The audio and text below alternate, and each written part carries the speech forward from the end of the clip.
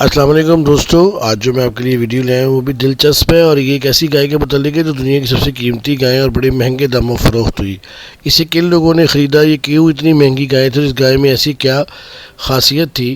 دوستو آگے چلنے سے پہلے آپ سے ریکویسٹ ہے کہ آپ چینل کو سبسکرائب کر دیں، بیل آئیکن کا بٹن پریس کر دیں تاکہ آنے والی ویڈیوز آپ کو ملتی رہیں، اور پلیز آپ ویڈیوز پہ کامنٹس ضرور دیا کریں۔ یہ واقعہ اس طرح ہے کہ بنی اسرائیل کے ایک بہت ہی نیک اور صالح بزرگ تھے، ان کا ایک ہی بچہ تھا جو نابالغ تھا، اور اس کے پاس فقط ایک ہی گائے کی بچیاں تھی۔ اس بزرگ نے اپنی وفات کے قریب اسے جنگل میں لے جا کر ایک جھاڑی کے پاس ہی کہہ کر چھوڑ دیا کہ اللہ تعالیٰ، میں اس بچیا کو اس وقت تک تیری امانت میں دیتا ہوں جب تک میرا بچہ بالغ ہو جائے۔ اس کے بعد اس بزرگ کی وفات ہو گئی اور وہ بچیا چند دنوں میں بڑی ہو کر درمیانی عمر کی ہو گئی، اور بچہ جوان ہو کر اپنی ماں کا بہت ہی فرما بردار اور نیکوکار ہوا۔ اس نے اپنی رات کو 3 حصوں میں تقسیم کر رہا تھا، ایک اللہ کی عبادت میں، ایک میں سوتا تھا اور ایک میں اپنی والدہ کی خدمت کرتا تھا، اور روزانہ صبح جنگل سے لکڑیاں کاٹ کر جو بھی فروخت کرتا تھا اس کے مال کا 1/3 خود پہ خرچتا تھا اور 1/3 اپنی والدہ پہ اور 1/3 صدقہ دیتا تھا۔ ایک دن اس لڑکے کی والدہ نے اس سے کہا کہ اے بیٹے، میں تمہیں ایک بات بتاؤں کہ تمہارے باپ نے میراث میں ایک بچیا چھوڑی تھی جس کو انہوں نے فلاں جھاڑی کے جنگل میں اللہ تعالیٰ کے حوالے کیا تھا۔ اب تم اس جھاڑی کے پاس جا کر یوں دعا مانگو کہ اے ابراہیم و حضرت اسماعیل و حضرت اسحاق علیہ السلام کے خدا، تو میرے باپ کی سونپی ہوئی امانت مجھے لوٹا دے۔ اس بچے کی نشانی ہے کہ وہ پیلے رنگ کی ہے، اس کی کھال اس طرح چمک رہی ہوگی جیسے سورج کی کرنیں۔ وہ لڑکا اپنی والدہ کی ہدایت پر جنگل میں گیا، اس جھاڑی کے پاس جا کے اس نے اسی طرح دعا مانگی اور وہ گائے اس کے پاس دوڑی چلی آئی۔ وہ گائے کو لے کر گھر آ گیا۔ جب وہ گھر آیا تو اس کی والدہ نے اس سے کہا کہ تم اس کو لے جاؤ بازار اور 3 دینار میں فروخت کر دو، جو کہ اس وقت وہاں کا گائے کا ریٹ تھا۔ وہ لڑکے نے اپنی والدہ کی ہدایت پر اسے لے گئے، لیکن والدہ نے ساتھ سے یہ بھی کہا کہ بیچنے سے پہلے مجھ سے مشورہ ضرور کر لینا۔ تو جب وہ لڑکا اس گائے کو لے کر مارکیٹ میں گیا بیچنے کے لیے تو اسے وہاں ایک گاہک ملا۔ اس نے اسے کہا کہ میں تم سے یہ گائے لینا چاہتا ہوں، کتنے میں فروخت کرو گے؟ لڑکے نے کہا 3 دینار میں۔ اس نے کہا نہیں، میں تمہیں اس سے زیادہ پیسے دوں گا مگر تم نے کسی سے مشورہ نہیں کرنا۔ اس لڑکے نے کہا نہیں، ہرگز نہیں، تم مجھے کتنے بھی پیسے کیوں نہ دو، جب تک میں اپنی والدہ سے مشورہ نہیں کروں گا میں اسے ہرگز فروخت نہیں کروں گا۔ یہ کہہ کے بچہ گھر آ گیا اور اس نے اپنی والدہ کو کہ سارا ماجرا سنایا۔ تو اس کی والدہ نے فرمایا کہ بیٹا ایسے ہے کہ یہ کوئی آدمی نہیں لگتا، مجھے فرشتہ لگتا ہے، تم اس کے بعد دوبارہ جاؤ اور اس سے پوچھو کہ ہمیں اسے بیچنا چاہیے یا نہیں۔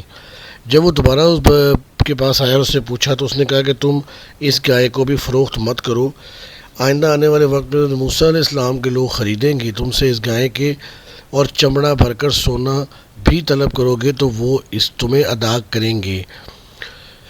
چنانچہ چند دنوں کے بعد بنی اسرائیل کی ایک بہت ہی مالدار آدمی جس کا نام عمیل تھا، اس کے چچا کے 2 لڑکوں نے اسے قتل کر دیا اور اس کی لاش کو ایک ڈھیر ویرانے میں پھینک دیا۔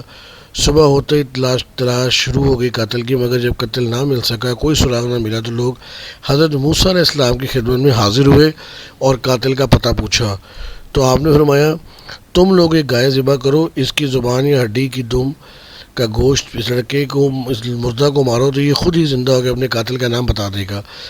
یہ سن کر بنی اسرائیل نے گائے کے رنگ اور اس کی عمر وغیرہ کے بارے میں بحث شروع کر دی۔ بالآخر جب وہ اچھی طرح سمجھ گئے تو اس گائے کی تلاش شروع کر دی، یہاں تک کہ جب لوگ لڑکے کی گائے کے پاس پہنچے تو وہ ویسی ہی تھی جس کی انہیں ضرورت تھی۔ چنانچہ ان لوگوں نے گائے کو اس کے چمڑے میں بھر کر سونے کی قیمت کے بس اس کو خریدا اور اس کی زبان یا دم کی ہڈی سے مقتول کی لاش کو مارا تو وہ بول اٹھا میرے قاتل میرے چچا کے 2 لڑکے ہیں جنہوں نے میرے مال کی لالچ میں مجھے قتل کر دیا۔ یہ بتا کر وہ پھر مر گیا۔ چنانچہ ان 2 قاتلوں کو قصاص میں قتل کر دیا گیا، اور مرد سالے کا لڑکا اپنی ماں کا فرما بردار تھا، کثیر دولت سے مالا مال ہوا۔